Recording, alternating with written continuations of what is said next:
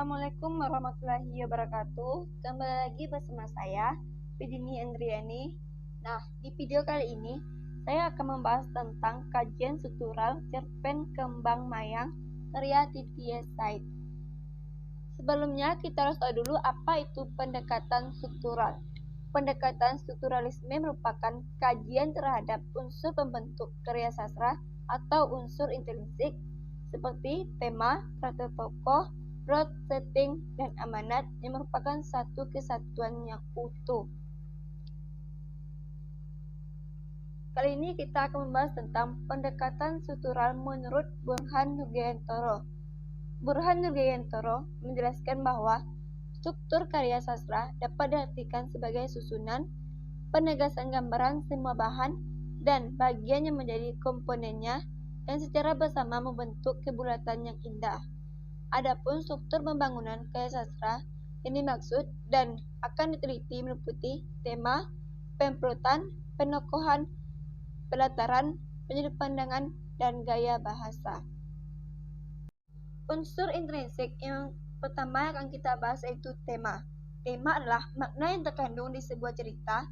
Untuk menemukan tema sebuah karya fiksi, ia haruslah disimpulkan dari keseluruhan cerita, tidak hanya bagian tertentu dari cerita saja. Sebagai sebuah makna, pada umumnya, tema tidak dilukiskan, paling tidak pelukisan yang secara langsung atau khusus. Menurut Burhan Nurgayantoro, tema dapat digolongkan dari tingkat keutamaannya, yaitu tema pokok atau mayor. Tema mayor yaitu makna pokok cerita yang menjadi dasar atau gagasan dasar umum karya itu. Yang kedua, tema minor. Tema minor ini bersifat mendukung dan atau mencerminkan makna utama keseluruhan cerita. Pada cerpen Kembang Mayang ini bertema tentang emansipasi perempuan. Terlihat melalui cuplikan berikut. Aku tak akan menjadi seperti perempuan, seperti ibu. Aku ingin menjadi perempuan yang mandiri, punya pendirian, dan tidak tergantung pada suami, ucap Eka dalam hati. Emansipasi wanita yang lahir dalam cerpen ini diakibatkan oleh proses kehidupan tokoh utamanya, yaitu tokoh Eka, menolak menjadi perempuan lemah seperti ibunya yang diperlakukan sewenang-wenang oleh bapaknya. Kebencian pada lelaki seperti bapaknya menjadikan tokoh Eka menjadi sosok wanita yang mandiri. Emansipasi wanita muncul tidak saja karena tingginya tingkat pendidikan seseorang, akan tetapi dapat terjadi karena kesulitan hidup yang dialami oleh seorang wanita. Unsur intrinsik yang kedua yaitu alur. Alur adalah berita yang berisi urutan kejadian, namun setiap kejadian itu hanya dihubungkan secara sebab akibat. Peristiwa yang disebabkan atau menyebabkan terjadinya peristiwa lain. Alur merupakan suatu jalur tempat lewatnya rentetan peristiwa yang merupakan rangkaian pola tindak tanduk yang berusaha memecahkan konflik yang terdapat di dalamnya. Alur atau plot memegang peranan penting dalam sebuah cerita rekaan. Selain sebagai dasar bergeraknya cerita, alur yang dijelaskan akan mempermudah pemahaman pembaca terhadap cerita yang disajikan. Urutan waktu dibedakan menjadi 3, yaitu alur maju, alur mundur, dan alur campuran. Burhan Nurgayantoro membagi alur berdasarkan kepadatannya menjadi 2, yaitu alur padat dan alur longgar. Pada cerpen ini menggunakan alur maju, meskipun ada sedikit flashback di tengah penceritaan. Akan tetapi, flashback di sini tidak mempengaruhi jalan cerita secara menyeluruh, hanya sekedar memperkuat jalan cerita saja. Berikut cuplikannya. Senyum Eka membiaskan kesayuan dengan kembang mayang itu dia menghidupi 7 adiknya dan menyekolahkan mereka. Terlintas bayangan ibunya perempuan yang lemah dan pasrah menerima apa saja kelakuan suaminya. Kekuatan alur pada cerpen ini terlihat ketika terjadi flashback yang membantu pembaca menjawab pertanyaan mengapa tokoh Eka menolak untuk menikah. Selain faktor tanggung jawab terhadap ketujuh adiknya, alasan utama tokoh Eka urung menikah karena tidak ingin bernasib sama dengan ibunya, mengalami penderitaan akibat kesewenang-wenangan lelaki. Kekuatan alur muncul ketika pembaca disodorkan pada pertanyaan klimaks. Unsur intrinsik yang ketiga yaitu tokoh atau penokohan. Penokohan adalah pelukisan gambaran yang jelas tentang seseorang yang ditampilkan dalam sebuah cerita. tokoh mempunyai sifat dan karakteristik yang dapat dirumuskan ke dalam beberapa dimensional antara lain. Yang pertama, dimensional fisiologis, ialah ciri-cirinya lahir, misalnya usia atau tingkat kedewasaan, jenis kelamin, keadaan tubuhnya, ciri-ciri muka, dan ciri-ciri badan yang lain. Yang kedua, dimensional sosiologis, ialah ciri-ciri kehidupan masyarakat, misalnya status sosial, jabatan, peranan masyarakat, tingkat pendidikan, kehidupan pribadi, pandangan hidup, agama, kepercayaan ideologi, aktivitas sosial, organisasi, hobi, bangsa, suku, dan keturunan. Yang ketiga itu dimensional psikologis, ialah layar belakang kejiwaan. Misalnya, yang pertama, mentalitas, membedakan antara yang baik dan tidak baik, antara yang indah dan tidak indah, antara yang benar dan salah. Yang kedua, temperamen, keinginan dan perasaan pribadi, sikap dan perilaku. Selanjutnya, IQ, dan tingkat kecerdasan keahlian khusus dalam bidang tertentu. Apabila tokoh-tokoh dalam suatu cerita dilihat berdasarkan perannya, dibedakan menjadi tokoh utama dan tokoh tambahan. Selain itu, jika dilihat dari fungsi penampilannya, tokoh dapat dibedakan ke dalam tokoh protagonis dan tokoh antagonis. Tokoh protagonis menampilkan sesuatu yang sesuai dengan pandangan kita, harapan-harapan kita, dan pembaca. Tokoh antagonis adalah tokoh penyebab terjadinya konflik. Tokoh utama dalam cerpen Kembang Mayang adalah tokoh Eka, sedangkan tokoh ibu, bapak, Mulyo, dan ketujuh adiknya hanya tokoh tambahan yang hanya sekedar yang berfungsi sebagai penguat cerita. Tokoh Eka berwatak keras, bertanggung jawab, dan penyayang. Terlihat pada cuplikan berikut. Aku ingin menjadi sarjana, tetapi aku harus melanjutkan usaha ibu menjadi pembuat kembang mayang. Adik-adikku harus jadi sarjana, keluhnya. Aku harus memomong adik-adik yang masih kecil, dan kami menyerahkan hidup pada kembang mayang. Tokoh Eka merupakan tokoh utama yang menjadi sentral penceritaan, sedangkan tokoh yang lain hanya sebagai tokoh tambahan yang menguatkan isi cerita. Kebanyakan tokoh tambahan itu hanya sekedar diceritakan saja atau minim dialog. Tokoh tambahan yang terlibat dialog dan tokoh utama hanya tokoh Sabta dan Hasta. Tambahan pula, karakter tokoh Eka menguatkan tema dari cerpen ini. Tokoh Eka memiliki sifat mandiri, gigih, bertanggung jawab, dan penyayang. Sosok tersebut menunjukkan bahwa dia wanita yang mengagungkan emansipasi. Tokoh utama yang merupakan sentral, cerita yang mempengaruhi tema. Melalui tokoh utama akan terlihat kekuatan tema pada sebuah cerpen. Unsur intrinsik yang keempat yaitu latar. Latar atau setting disebut juga sebagai landasan tumpu, menyaran pada pengertian tempat, hubungan waktu, dan lingkungan sosial tempat terjadinya peristiwa-peristiwa yang diceritakan. Unsur latar dapat dibedakan ke dalam 3 unsur pokok, yaitu latar tempat yang menyarankan pada lokasi terjadinya peristiwa yang diceritakan dalam sebuah karya fiksi. Selanjutnya, latar waktu berhubungan dengan peristiwa itu terjadi. Latar sosial menyangkut status sosial seorang tokoh, penggambaran keadaan masyarakat, adat istiadat, dan cara hidup.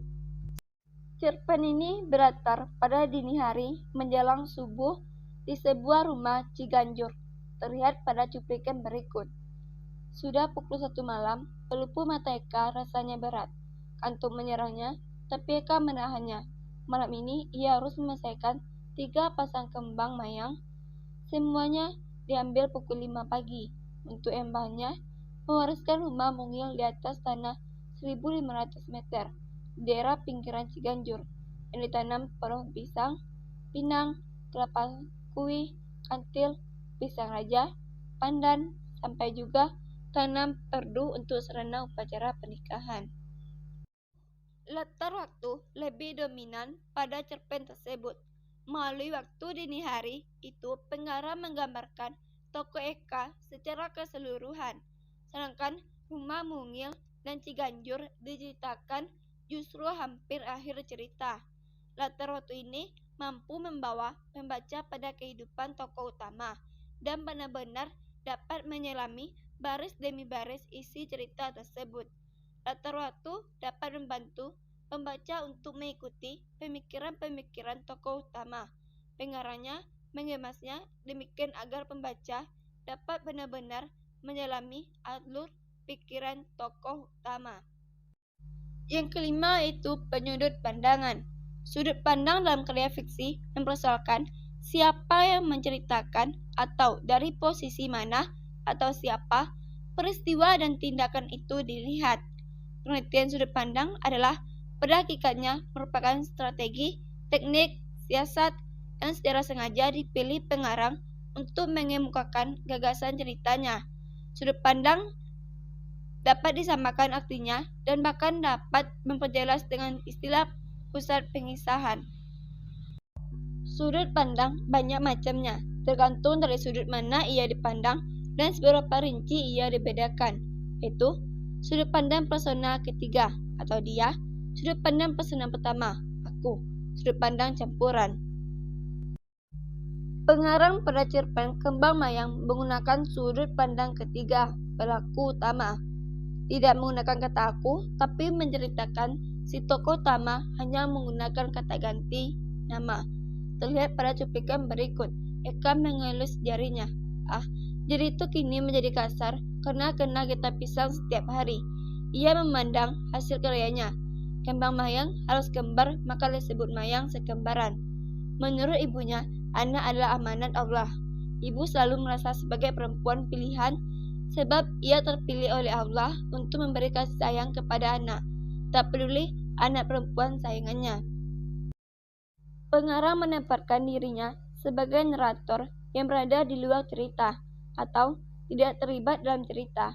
Dalam pandang ini, narator menampilkan tokoh-tokoh cerita dengan menyebut namanya atau kata gantinya ia.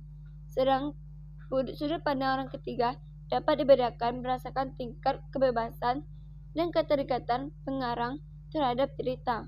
Pada satu pihak, pengarang atau narator dapat bebas mengungkapkan segala sesuatu yang berhubungan dengan tokoh ia di pihak lain. Pengarang atau narator tidak dapat leluasa mengungkapkan segala hal yang berhubungan dengan tokoh ia, atau dengan kata lain, hanya bertindak sebagai pengamat. Sudut pandang ketiga, pelaku tokoh-tokohnya, sebuah cerpen mempermudah pembaca dalam menangkap pesan-pesan yang disampaikan pengarang melalui tokoh-tokohnya.